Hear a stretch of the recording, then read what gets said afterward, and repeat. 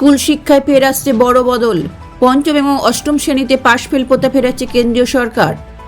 সোমবার সরকারি বিজ্ঞপ্তি দিয়ে এই নিয়মের কথা ঘোষণা করেছে কেন্দ্রীয় শিক্ষা মন্ত্রক। বিজ্ঞপ্তি অনুযায়ী প্রত্যেক পড়ুয়াকে ক্লাস 5 এবং ক্লাস 8 এর পরীক্ষায় পাশ করতেই হবে। শিক্ষার অধিকার আইনে সংশোধন এনে এই প্রথা চালু করতে চলেছে কেন্দ্র। তবে ফেল করলে সেই পড়ুয়ার জন্য দ্বিতীয় সুযোগ থাকছে। যদি কেউ ফেল করে তাহলে 2 মাসের মধ্যে সেই পড়ুয়াকে ফের পরীক্ষায় বসার সুযোগ দেওয়া হবে।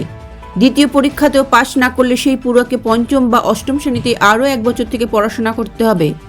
স্কুলগুলির ওপর দায়িত্ব থাকবে যাতে ওই পড়ুয়ার দিকে বিশেষ নজর দেওয়া হয়। তার শিক্ষায় কোথাও ফাঁক থেকে গিয়েছে তা খুঁজে বের করতে হবে, সম্মানের সঙ্গে তাকে শেখাতে হবে। কেন্দ্রীয় শিক্ষা মন্ত্রকের এই প্রস্তাব কেন্দ্রীয় সরকারি স্কুলগুলিতে বলবৎ হবে।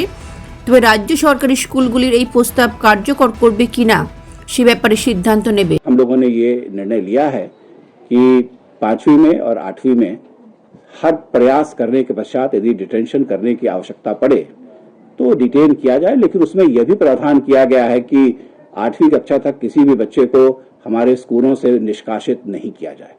तो हम एक्सेस तो चाहते हैं, लेकिन राष्ट्रीय शिक्षा नीति के तहत हम ये भी चाहते हैं कि हर बच्चे का लर्निंग आउटकम कहीं बेहतर हो, उम्दा हो, और इसको प्रयास में लाने के लिए वैसे बच्चों के लिए जो पढ़ाई में शायद किसी कारणवश उतने अच्छे नहीं हैं, उस पर विशेष ध्यान भी दिया जा सकेगा।